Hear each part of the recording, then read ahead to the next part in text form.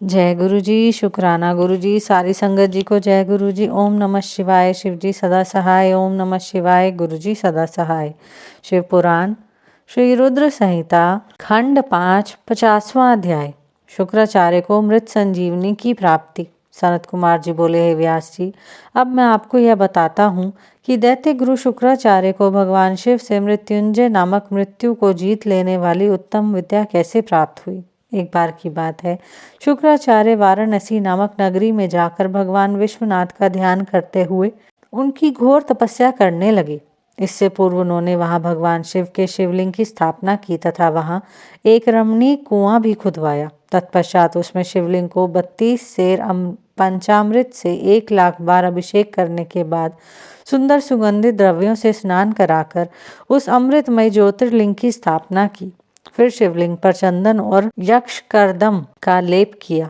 राज, चंपक, धतूर, कनेर, कमल, मालती, कर्णिकार, कदम्ब, मोलसिरी, उत्पल, मल्लिका, चमेली, शतपत्री, ढाक, सिंधुवार, बंदूक पुष्प, पुन्नाग, नागकेसर, केसर, नवमल्लिक, रक्तदला, कुंद, मोतिया, मंदार, बिल्वपत्र, गुमा, मरुआ, वृक, गंठीवन, दोना, आम के पत्ते, तुलसी, देवज, वासा, बृहत्पत्री, नांदरुख, अगस्त्य, साल, देवदारू, कचनार, कुर्बक और कुरंतक के फूलों और अनेक प्रकार के पल्लवों से भगवान शिव की विधिवत पूजा अर्चना की।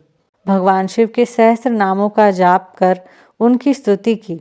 इस प्रकार दैत्य गुरु शुक्राचार्य 5000 वर्षों तक अनेक प्रकार एवं विधि विधान से शिव जी का पूजन करते रहे।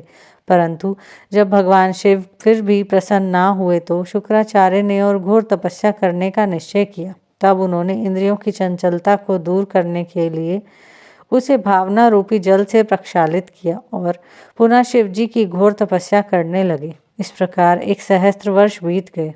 तब भृगुनंदन शुक्राचार्य की दृढ़ता पूर्वक की गई उत्तम तपस्या को देखकर भगवान शिव बहुत प्रसन्न हो गए और उन्होंने अपने प्रकाशमय रूप से साक्षात दर्शन शुक्र को देने का निश्चय किया। पिनाकधारी भगवान शिव शुक्राचार्य द्वारा स्थापित किए गए शिवलिंग में से प्रकट हो गए और बोले, हे भृगुनंदन महामुने, मैं आपकी इस घोर तपस्या से बहुत प्रसन्न हूँ। आप अपना इच्छित वर मुझसे मांग सकते हैं। आपकी प्रत्येक इच्छा मैं अवश्य पूरी करूँगा। मांगो, क्या मांगना चाहते हो। भगवान शिव के इस प्रकार के उत्तम वचनों को सुनकर शुक्राचार्य ने देवादिदेव भगवान शिव को प्रणाम किया और सिर झुकाकर अंजलि बांधकर जय जय का उच्चारण करते हुए भगवान शिव की बहुत स्तुति की और शिव जी के चरणों में ही लेट गए। तब भगवान शिव ने उन्हें अपने चरणों से ऊपर उठाया और अपने हृदय से लगा लिया। तब भगवान शिव बोले, हे शुक्र, आपने जो यह मेरा ज्योतिर्लिंग स्थापित किया है और इसकी नियम पूर्वक कठिन आराधना की है, इससे मैं तुम पर बहुत प्रसन्न हूँ। कहो, क्या मांगना चाहते हो।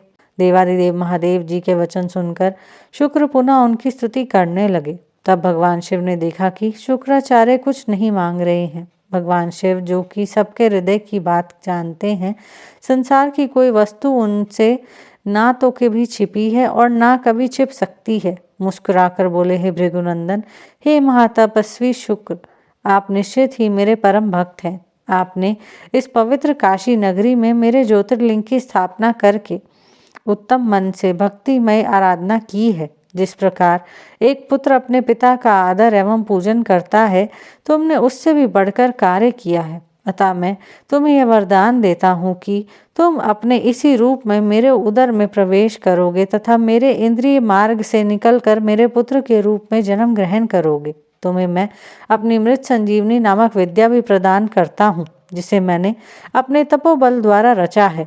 तुम्हारे अंदर तप की अनमोल निधि है, जो कि तुम्हारी योग्यता है। इस विद्या का प्रयोग तुम जिस मृत जीव पर भी करोगे, वह निश्चय ही जी उठेगा। तुम आसमान में चमकते हुए तारे के रूप में स्थित होगे और सभी ग्रहों में प्रधान माने जाओगे। जब तुम्हारा उदय होगा, वह समय अति शुभ माना जाएगा और उसमें विवाह एवं सभी धर्म कार्य किए जा सकेंगे। सभी नंदा, प्रतिपदा, षष्ठी और एकादशी तिथियां अत्यंत शुभ मानी जाएंगी। तुम्हारे द्वारा स्थापित किया गया यह ज्योतिर्लिंग इस संसार में तुम्हारे ही नाम अर्थात शुक्रेश नाम से विख्यात होगा। जो मनुष्य श्रद्धा और उत्तम भक्ति भाव से इसकी पूजा अर्चना करेंगे उन्हें सिद्धि की प्राप्ति होगी। जो मनुष्य पूरे वर्ष शुक्रवार के दिन शुक्र ताल में स्नान कर शुक्रेश लिंग की अर्चना करेंगे वे सौभाग्यशाली होंगे और उन्हें पुत्र की प्राप्ति होगी। यह कहकर देवादिदेव महादेव उसी ज्योतिर्लिंग में समा गए। तत्पश्चात दैत्य गुरु प्रसन्न मन से अपने धाम को चले गए। यहीं पर शिव पुराण श्री रुद्र संहिता खंड 5 50वां अध्याय समाप्त होता है। जय गुरु जी।